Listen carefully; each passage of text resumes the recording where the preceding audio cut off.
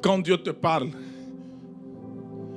première étape pour que ce que Dieu t'a dit arrive, c'est qu'il éteint tous les indices d'accomplissement de ce qu'il t'a dit. Tu ne verras plus rien de ça. Et si tu ne vois rien de ça, sache que ça c'est un signe que ça va arriver. Parce que si tu vois le non dit de Dieu arriver, sache que le dit de Dieu ne peut qu'arriver. Dit de Dieu, c'est... il n'a pas dit à Joseph que tes frères vont te vendre. Ne t'attache pas simplement à ce que Dieu a dit.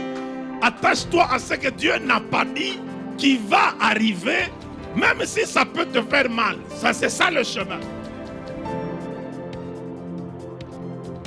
La vente de Joseph, c'est le non dit de Dieu qui travaillait à faire arriver ce que Dieu a dit.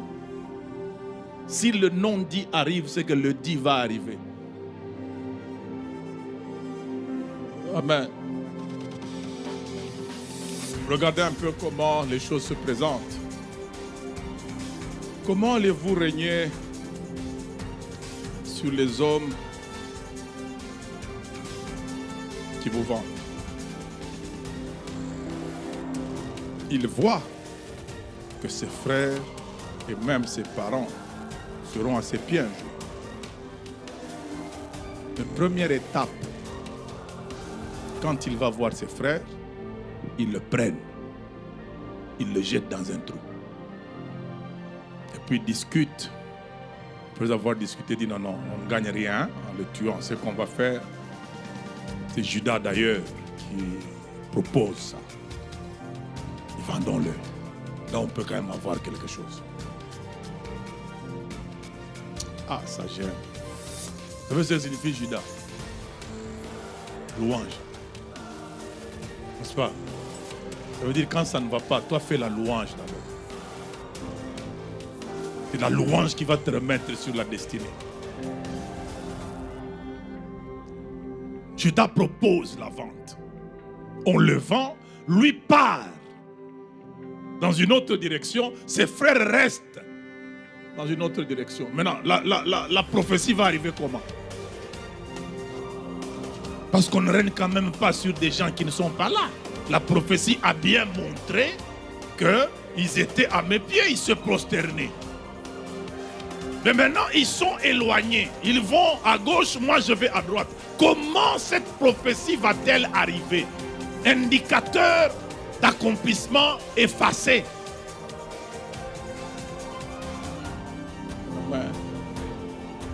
Et Dieu aime bien ces jeux-là parce que le juste doit vivre par sa foi. C'est pour ça qu'il amène Israël en face de la mer. Israël arrive devant la mer et les gens se posent la question, mais pourquoi nous avons quitté l'Égypte? À un certain moment dans l'appel, il y a toujours ce questionnement-là. Pourquoi j'ai commencé ces histoires ici? N'est-ce pas? Est-ce que vraiment il fallait? Israël se retrouve face à la mer. L'Égypte commence à poursuivre Israël. Et ça s'est mal terminé. Vous avez tué leur premier-né. Hein? Donc quand ils viennent, c'est sans pitié. Ils entendent de l'autre côté, les Égyptiens viennent avec le meilleur de leurs chars. Le peuple voit ça, il crie à Moïse, il dit Moïse, est-ce qu'il n'y avait pas de sépulcre là-bas? Écoute, ne déclare jamais ta mort avant de mourir. Laisse la mort elle-même déclarer que tu es mort. Toi, vis seulement. La mort se constate, elle ne se déclare pas par celui qui est encore vivant ou non. Est-ce qu'il n'y avait pas de... Vous n'êtes pas mort. Sache que si tu n'es pas encore mort, ça va changer. J'aime Ecclésiaste qui dit, il y a de l'espérance pour tous ceux qui vivent. Je ne sais pas comment ça va changer, mais je sais que ça changera. Comment, je ne sais pas, mais j'espère que ça changera. Je ne conclus pas. Ah, c'est la foi de Jacob. Quand on lui pose la question par Pharaon, on dit, mais quel est le nombre des jours, des années de ta vie? Il dit, les années de ma vie ont été peu nombreux. Vivants, il dit ont été. Ça veut dire qu'il n'y en a plus. Il est vivant, mais il dit que ont été peu nombreux. Ça, c'est un homme sans espoir. Je n'aimerais pas que tu sois de ces gens-là sans espoir. Non, non. Aussi longtemps que tu es présent, tu es vivant, que tu respires. Aie l'espérance. Aie l'espérance. Et j'apprécie ce phénomène-là parce que Dieu fait partie de ces trois catégories de personnes sur cette scène-là, face à la mer, qui réagit différemment. Le peuple crie, il a peur. Moïse rassure. Les Égyptiens que vous voyez, vous ne les verrez plus. Vous savez, parfois il y a certaines choses, pasteur. Les brebis sont difficiles à nous croire. Bon, et si quelqu'un demandait, bon, on ne les verra plus, c'est comment, Moïse? Comment est-ce qu'on ne va plus les voir? Est-ce que Dieu t'a dit? Et là, Dieu n'avait encore rien dit à Moïse.